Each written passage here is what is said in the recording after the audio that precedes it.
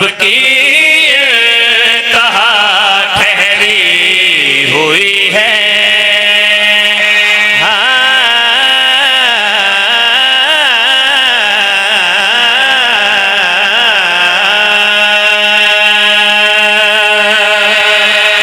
सुभान अल्लाह।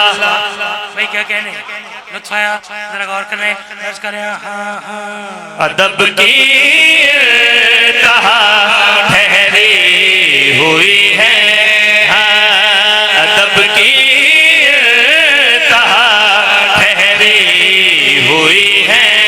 हाँ, अदब की कहा ठहरी हुई है।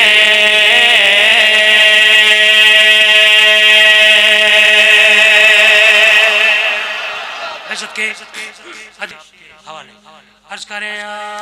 जहाँ अब्बास ने छोड़ा था उसको, जहाँ अब्बास ने छोड़ा था उसको, जहाँ अब्बास ने छोड़ा था उसको, वही अब तक वफा ठहरी हुई है।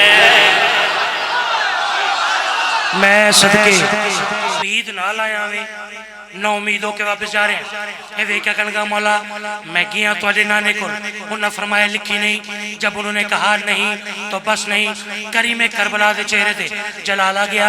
वे कहते रहे तुझे हकीकत का नहीं पता, अगर हकीकत सुनना चाहते हो तो सुनो।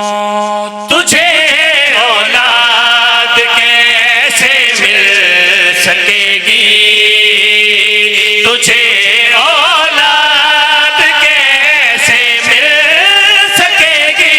हाँ, अभी मेरी दुआ ठहरी हुई है। अल्लाह